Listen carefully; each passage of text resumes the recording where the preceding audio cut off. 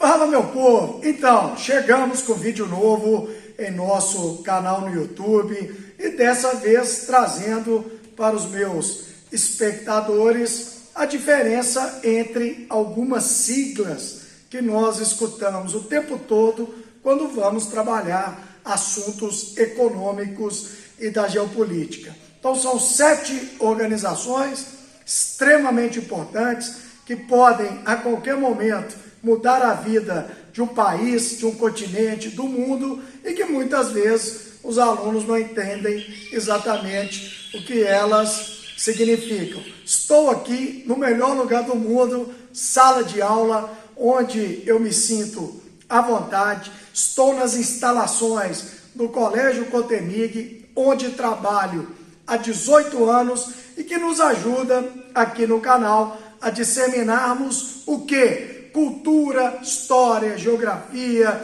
atualidades, só coisa boa para produzirmos seres humanos cada vez mais atentos e espertos, inteligentes, sabedores do que acontece no mundo. Bom, então vamos lá. Vamos começar pela sigla mais importante, que é a ONU, Organização das Nações Unidas, criada em 1945 em São Francisco, Califórnia, Estados Unidos, no momento pós-Segunda Guerra Mundial, e que o mundo precisava de uma organização que contemplasse todos os países para que todo mundo pudesse ser ouvido e evitarmos uma nova guerra como a que havia acabado. Então, a Organização das Nações Unidas, ela foi criada com o objetivo de uma maior pacificação no mundo. De uma certa forma, ela obteve sucesso, porque não tivemos até hoje uma nova guerra mundial, mas infelizmente a ONU está longe de resolver os problemas do planeta e de acabar com os conflitos entre as nações.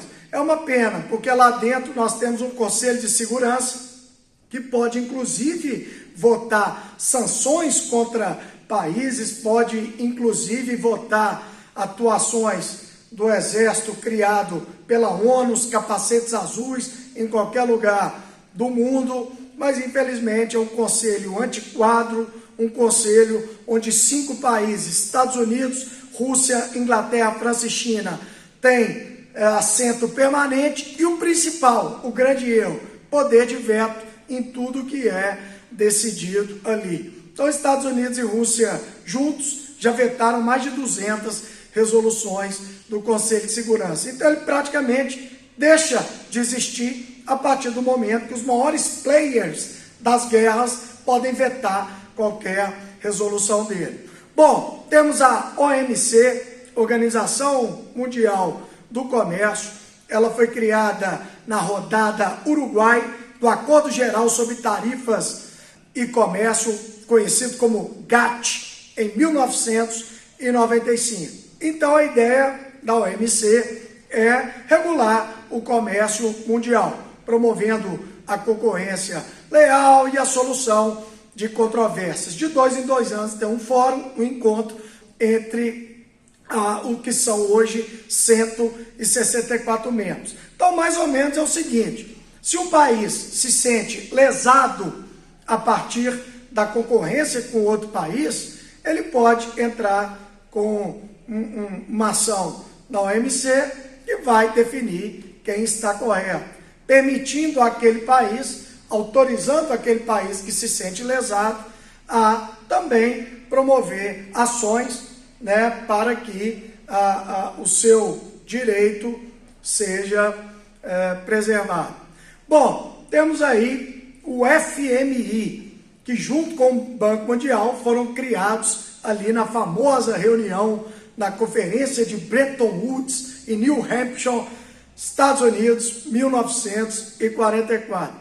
O FMI é um fundo monetário internacional, conta hoje com 190 países e, como o nome mesmo já diz, os países colocam dinheiro nesse fundo, principalmente os norte-americanos, e o FMI empresta dinheiro a países do mundo capitalista que estão com problemas macroeconômicos. Parece uma coisa linda e maravilhosa, mas não é bem assim. Ao emprestar dinheiro ao país, o FMI manda junto também uma cartilha de tudo que aquele país deve seguir para garantir ao FMI o retorno do seu empréstimo. Então são arroxos salariais, são arroxos de investimento, limitações nas obras, justamente para que o FMI receba o que está emprestando. O FMI, tradicionalmente, sempre tem um presidente ou uma presidente europeia. O Banco Mundial, por sua vez, sempre tem um presidente norte-americano. E qual que é a diferença entre o FMI e o Banco Mundial? Enquanto o FMI empresta dinheiro a países para problemas macroeconômicos, o Banco Mundial ele está mais ligado a projetos de infraestrutura, na área de saúde, da educação. Então, o Banco Mundial, que também tem os seus financiadores, principalmente os Estados Unidos, empresta dinheiro a países para obras de infraestrutura, através dos seus braços, que são o BUD, que empresta dinheiro a países em desenvolvimento, como o Brasil, como a Argentina, e a AID, que é a sigla em português, Associação Internacional de Desenvolvimento, que empresta dinheiro a juros zero ou até mesmo como doação a países extremamente pobres. Essas duas organizações estão ligadas ao Banco Mundial.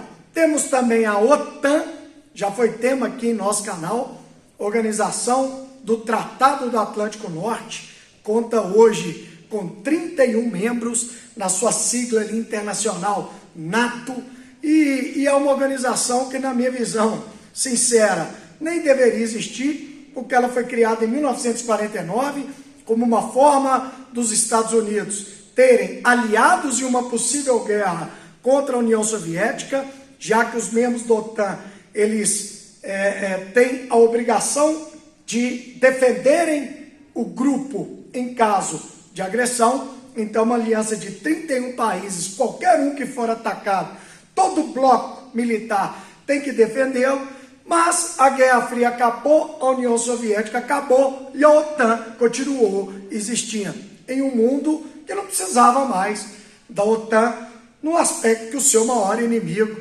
que era a União Soviética e o Pacto de Varsóvia, que era a OTAN do lado socialista, já não mais existia. Mas, enfim, os Estados Unidos, os falcões militares, permaneceram com a OTAN e ela existe até hoje. Eu não sou fã de nada que seja militarizado, agressivo. Enfim, se os membros da OTAN acham que ela deve continuar existindo, o máximo que nós podemos fazer é respeitar. Temos também o G7, que é o grupo dos 7 países mais ricos e desenvolvidos do mundo, porque se pegar a questão do PIB, a China deveria entrar, mas são os tradicionais 7 maiores PIBs do mundo, já que hoje Índia e China estão ali entre os 7 maiores, mas não são convidados a entrarem no grupo G7. Então, o G7, que já contou em suas reuniões com a Rússia, aí era o G7 mais um, também conhecido como G8, e hoje realmente é só G7, porque na época do G8 convidavam a Rússia pelo seu poder militar, e hoje a Rússia não tem clima mais para se reunir com os membros do G7. E por fim, o G20, que são as 19 maiores economias do mundo, mais a União Europeia. Enquanto o G7, ele conta ali mais ou menos com 46% do PIB mundial, nas mãos de apenas 7 países, o G20, que é mais potente, tem mais membros, conta com 90% do PIB mundial. Enquanto a ONU, que nós falamos aí no início do vídeo, tem 193 países membros, apenas 19 deles, mais a União Europeia, contam com quase 90% de todo o PIB mundial. Demorou? Então não confundam aí a sopa de letrinhas. Fica com Deus todo mundo. Abraço do Clebinho.